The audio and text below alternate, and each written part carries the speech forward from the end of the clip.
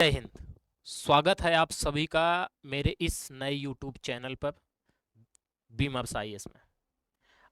आप लोगों के लिए एक मैं कहानी लेके आया हूँ। एक ऐसी कहानी जो केरल के एक गांव की है। केरल में एक गांव है त्रावणकोर, वहाँ की एक कहानी है।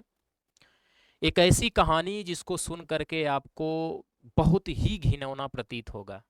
एक ऐसी कहानी जो 19वीं सदी के समाज पर एक बड़ा कलंक दिखाई देता है। एक ऐसी कहानी, और उस कहानी का नाम है नांगेली की कहानी। नांगेली की एक स्टोरी मैं आपके सामने आज पेश करने वाला हूं। कौन है नांगेली? आप लोगों ने सुना होगा कि भारत में एक सती सिस्टम चलता था, सती प्रथा चलता था।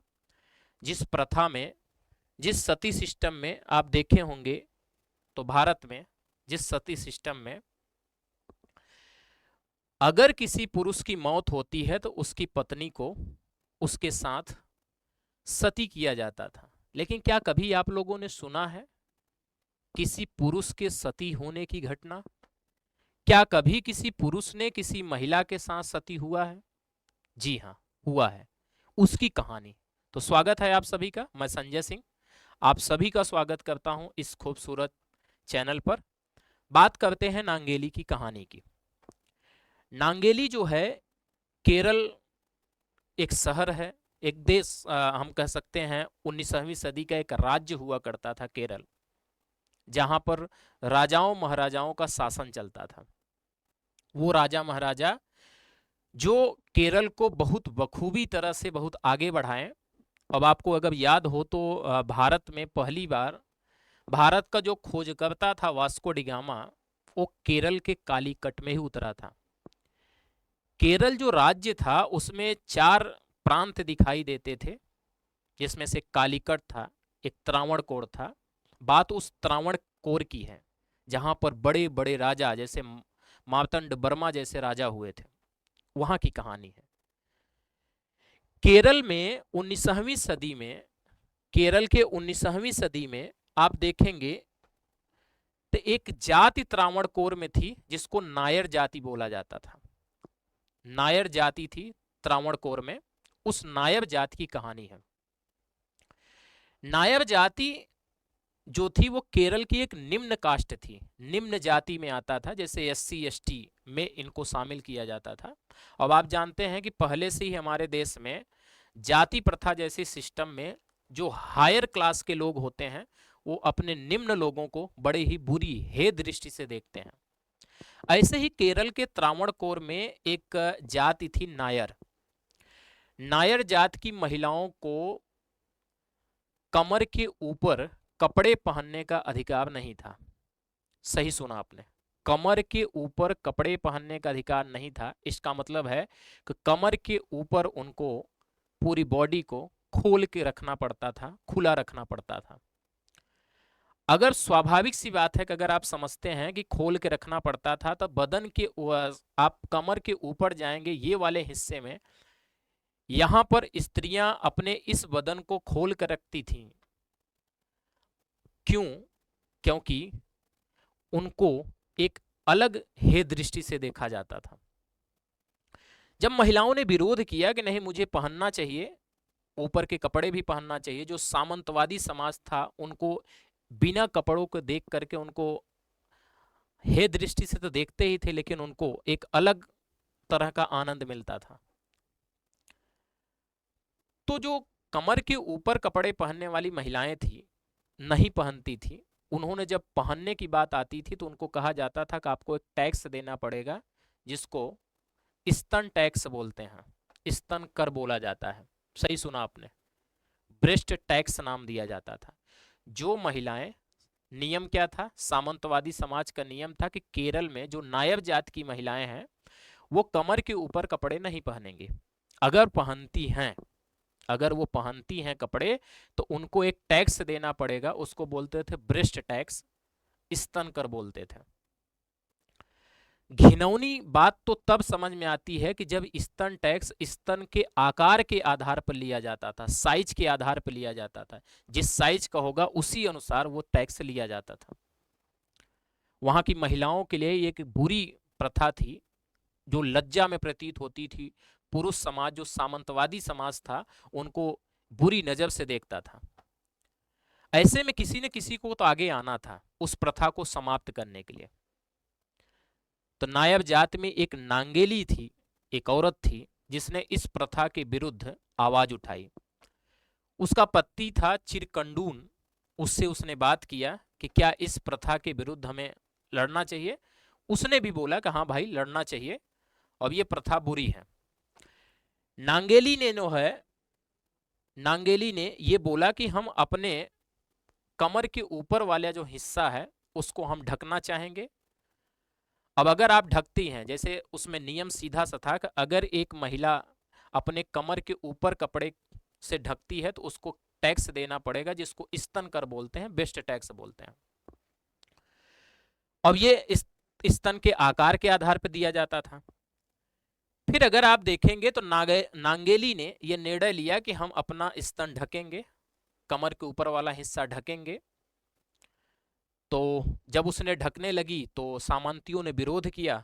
तो उसने बोला कि मुझसे टैक्स ले लो भाई, आप जैसे सबसे लेते हो टैक्स, मुझसे भी लो आप। 1 महीना बीत गया। 1 महीना बीतने के बाद जो है सामंतवादी अधिकारी आए और नांगेली से बोलते हैं कि टैक्स दो। उसके ब्रेस्ट को नापा गया, साइज लिया गया और फिर उससे बोला गया कि महीने पूरा हो गया है, आपको टैक्स देना है। कहा जाता है कि वो नांगेली अपने कुटिया में गई। कुटिया मैं उसको बोल रहा हूँ कि जो छोटे मोटे झोपड़ी हैं उसमें गई और उसने जो है हंसिया से अपने दोनों स्तनों को काट करके, अपने दोनों ब्रेस्ट को काट करके केले के पत्ते पर ले आकर के परोस दी कि ये लो टैक्स। अधिकारियों के होश उड़ गए और वहां पे नांगेली तड़प तड़प के मर गई, तड़प तड़प के मर गई। एक बड़ा आंदोलन हुआ, पति ने उसका साथ दिया था उसमें। जब वो तड़प तड़प के मर गई तो उसको ले जाकर के जलाया गया और उसकी चिता में उसके पति चिरकंडून ने, उसके पति चिरकंडून ने उसके साथ सती हुआ। ये पहली घटना थी भारत में किसी पुरुष के सती होने का। मुझे लगता है कि शायद ये अंतिम घटना भी है किसी पुरुष का अपने पति के साथ सती होने का। जब नांगेली की मौत हुई, वहां तड़प तड़प के वो मरी, तो उसकी चिता में कूद करके उसके पति ने आत्मा जो है सती हुआ। चिरकंडून नाम था उसके पति का। इससे हुआ क्या? इससे ये हुआ कि पूरे समाज में आंदोलन छिड़ गया कि ये ऐसी बुरी प्रथा को समाप्त कर देना चाहिए। खूब आंदोलन चले। टैक्स अधिकारी जो थे, जो टैक्स लेने गए थे, वो इस घटना को देख करके भागे, बहुत तेजी से भागे वहां से बहुत तेजी से भागे वो लोग। पूरे केरल में ये मांग उठने लगी कि नहीं, इस सब प्रथा को समाप्त कर देना चाहिए। अब अच्छी बात है, इस प्रथा को समाप्त करना चाहिए। अगर आप देखेंगे तो एक फिल्म मेकर हैं, एक फिल्मकार हैं, योगेश पगारे। योगेश पगारे ने मूलाकरम नाम का एक शॉर्ट फिल्म बनाया है, लगभग 14 मिनट कुछ सेकंड का है।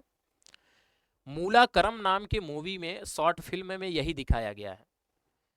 जो नायर जाति में यह प्रथा प्रचलित थी कि एक स्त्री को, जो निम्न जाति की स्त्रियां हैं नायर जाति, उनकी स्त्रियों को कमर के ऊपर कपड़े पहनने का अधिकार जो नहीं था, उसी को मूलाकरम बोला जाता था। टैक्स देना पड़ता था उनको, अगर कपड़े वो पहनती हैं, स्तन को ढकती हैं, तो उनको टैक्स देना पड़ता था। उसी को मूलाकरम बोलते हैं। अब उसी मूलाकरम पर योगेश पगारे ने एक शॉर्ट फिल्म बनाई है। जब ये बात हुई, जब ये पूरी बात हुई, स्तन उसने काट करके केले के पत्ते पर परोसा, अधिकारियों के होश उड़ गए, भाग खड़े हुए वो। और जब भाग खड़े वो हुए तो आंदोलन बहुत तेजी से छिड़ा, सरकार के ऊपर दबाव आने लगा। मद्रास की जो गवर्नमेंट थी उसने राजा के ऊपर दबाव बनाया कि नहीं, इस प्रथा को समाप्त होना चाहिए। बहुत सारे लोगों ने आंदोलन किया और जब बहुत सारे लोगों ने आंदोलन किया तो सरकार ने डिसीजन दिया, और सरकार ने डिसीजन दिया 26 जुलाई 1859 को। आप देख रहे हो बहुत ज्यादा समय नहीं हुआ है। 26 जुलाई 1859 को सरकार के आदेश के जरिए महिलाओं के ऊपरी वस्त्र जो न पहनने का अधिकार था उसको समाप्त कर दिया गया। लेकिन व्यवहार में ये जल्दी नहीं आया, व्यवहार में जल्दी नहीं आया।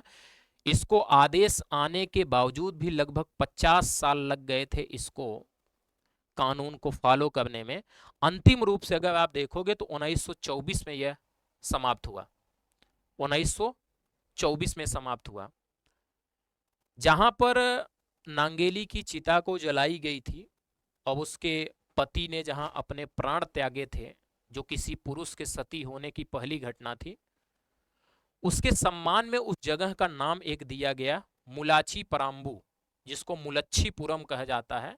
और मुलच्छीपुरम का मतलब है महिलाओं के स्तन की भूमि, नाम दिया गया। लेकिन वर्तमान में अगर आप देखोगे तो इसको मनोरमा कवाला के नाम से जाना जाता है, मनोरमा कवाला के नाम से जाना जाता है। इस कहानी से एक सीख मिलती है हमें कि भाई हमारा जो पिछला समाज था किस तरह से बुरे समाज में था। एक स्पेशल जात की महिलाओं को कमर के ऊपर कपड़े पहनने का ना अधिकार देना एक बहुत बुरी घिनौनी प्रथा है। आप इस फोटो में कुछ देख पा रहे होगे तो यहाँ पर मूलाकरम की एक मैं छवि लगाया हूं, जिसमें कुछ महिलाएं हैं बिना कमर के ऊपर बिना कपड़े पहने रह रही हैं। उनको लोग देखते होंगे तो क्या सोचते होंगे। अब एक महिला जो अपने कमर के ऊपर पूरा कपड़ा न पहननी हो कैसी डरी हुई महसूस करती होगी। आज जैसे समाज में महिलाओं के साथ रेप हो रहे हैं, महिलाओं के ऊपर बुरी नजर रखी जा रही है, तो क्या उस समाज में नहीं था? वहां तो और खुला था। इनके प्रति कितना बुरा व्यवहार किया जाता होगा। ये वो समय है जहां पर किसी भी जाति की महिलाओं को सिर्फ बच्चा पैदा करने की मशीन समझा जाता था। ऐसे समाज में कोई एक स्पेशल जाति की औरत जिसको तन ढकने का भी अधिकार न हो, कितनी बुरी प्रथा होगी। आप इसमें मैंने आपको दिखाया कि ये देखो कि जिस तरह से उसने अपने स्तन को हंसिया से काट रही है, चाकू से काट रही है, ये सुन करके हर व्यक्ति की रूहें खड़े हो जाते हैं, रूह कांप जाती है। लेकिन प्रथा थी, प्रथा थी। आप इसमें देख पा रहे हो जो ये सती हुई तो उसमें उसके पति ने आत्मदाह किया। ये मूलाकरम आप अगर आप यूट्यूब पे भी सर्च करोगे शॉर्ट फिल्म के नाम से, मूलाकरम के नाम से आपको मिल जाएगा। ये आपको दिखाई दे रहा है किस तरह से केले के पत्ते पर ये वो महिला है जो नांगेली है। एक ऐसी स्टोरी पूरे भारत में एक बड़ा मुद्दा ये बना और केरल में नायब जाति के महिलाओं के अधिकारों की रक्षा करने के लिए इसने अपने आप को आहुति दे दी। ये वो महिला है जिसने परंपरा के खिलाफ, वहाँ की व्यवस्था के खिलाफ विद्रोह किया और विद्रोह करके उसने जो है समाज में बदलाव लाया। बुरा लगता है समाज के नज़रिए से अगर देखा जाए तो हर व्यक्ति को, हर महिला को, हर पुरुष को अधिकार है, सम्मान के साथ जीने का अधिकार है, कपड़े पहनने का अधिकार है। अच्छी बात है कि हमारे यहाँ समाज में जब देश का संविधान बना, देश आज़ाद हुआ, तो उसके बाद हम लोगों ने उसमें एक नियम लाया कि भाई सबको जीने का अधिकार है, सम्मान के साथ जीने का अधिकार है। लेकिन आज महिलाओं को जो अधिकार मिला, इस जाति के स्पेशल महिलाओं को, अगर इस जाति के स्पेशली अगर मैं इन महिलाओं की बात करूं तो उसमें नांगेली एक अमर काम करके गई, जिसने अपना जीवन त्याग दिया इन महिलाओं के सम्मान में, अपना स्तन काट के दे दिया सारे चीजों में। तो आप अगर देखोगे तो किसी पुरुष के सती होने की ये पहली घटना है। एक खुशी की बात है कि चलो कम से कम एक पुरुष ने तो किसी महिला अपनी पत्नी के लिए सती हुआ। लेकिन आप लोग तो ऐसे सुनते रहेंगे होंगे कि एक स्त्री पुरुष जब उसकी डेथ होती थी तो स्त्री को सती करना पड़ता था, विधिवत करना पड़ता था। लेकिन चलो चिरकंडून नाम का एक व्यक्ति किसी पुरुष के सती होने की पहली घटना था। मैं आपको अनुमान लगा के बताता हूँ कि शायद ये अंतिम घटना भी थी, कोई पुरुष इसमें हुआ था। तो ये आपको एक छोटी सी कहानी मैंने आपको बताया, ये कैसी लगी आपको कहानी? एक ऐसी कहानी जो सुन करके जो है रूह कांप जाती है। एक ऐसी कहानी, ऐसी ही कुछ कहानियों को लेकर के मैं आपके बीच आता रहूँगा अपने इस चैनल पर, जिसका उद्देश्य यही है कि हम लोग समझना चाहते हैं कि ये समाज में क्या थी, ये समाज में सारी चीज़ें क्या थी। तो ऐसे ही कुछ चीज़ें लेते आएंगे। चलो मिलते हैं कभी और। आप लोगों को कैसी लगी ये कहानी कमेंट करके जरूर बताना आप लोग। Thank you. जय हिंद।